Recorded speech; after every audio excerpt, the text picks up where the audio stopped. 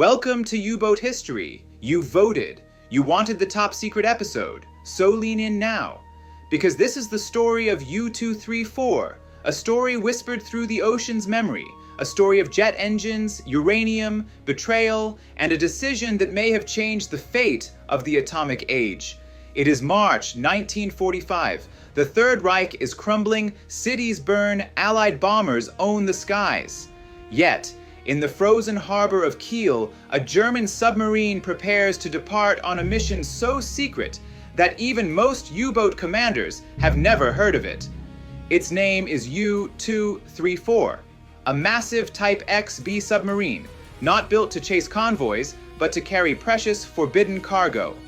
Commanding her is Kapitänleutnant Johann Heinrich Fehler. With him, Oberleutnant zur See Falk Weber as First Watch Officer, Wolfgang Hirschfeld as Chief Engineer, and a collection of German specialists, men like General Major Ulrich Kessler of the Luftwaffe, expert in advanced aviation, and radar engineer Heinz Schlicker.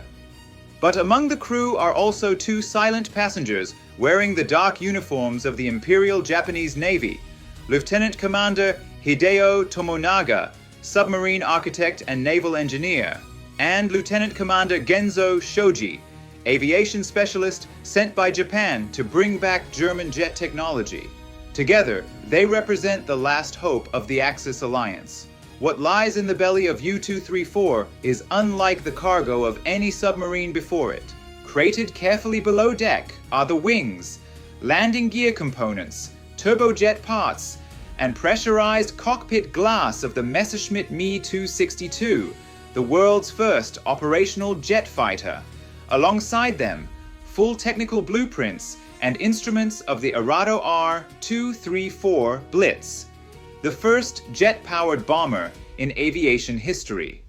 There are documents and parts from the rocket-propelled interceptor Me-163 Comet, radar systems such as the Fuji 200 Hohenwheel, Enigma cipher machines, advanced U-boat snorkel technology, and optical sights for bombing at high altitude.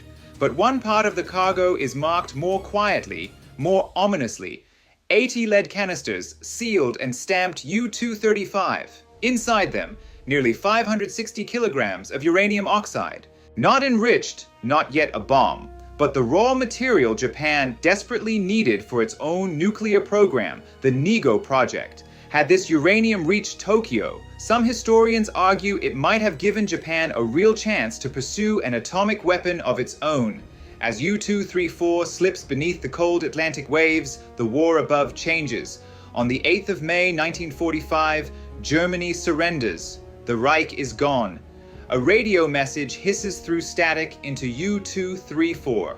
All U-boats, cease hostilities, surface and surrender to the nearest Allied forces. Silence fills the submarine. Captain Fehler knows the mission is dead. No Japan, no delivery, no Reich. For Lieutenant Commander Hideo Tomonaga and Lieutenant Commander Genzo Shoji, the shame is unbearable. In silence, they bow, retire to their cabin, write their last words, and take their own lives. Fehler orders them sewn into weighted hammocks, draped in the rising sun flag, and buried at sea.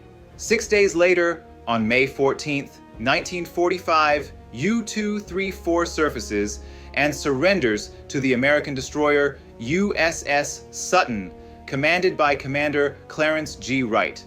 American sailors board the submarine.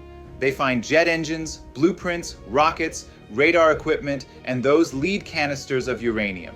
What happened next remains wrapped in secrecy. The uranium was quietly transported to the United States. Some believe, and some scientists whisper, that parts of it may have entered the supply chain of the Manhattan Project. Official documents remain silent. But 2 months later, atomic fire consumes Hiroshima and Nagasaki. Could uranium meant for Japan have helped fuel the bombs that ended the war against Japan? History does not answer, but it remembers that Fehler surrendered and that the uranium never reached Tokyo. And this was not the only mission. There were others, the Yanagi missions, desperate attempts by Germany and Japan to exchange technology and raw materials by submarine. The Japanese boats, the 29, I-8, I-30, and I-52, carried rubber, tin, quinine, even gold, and returned with German torpedoes, radar sets, Enigma machines, and jet technology.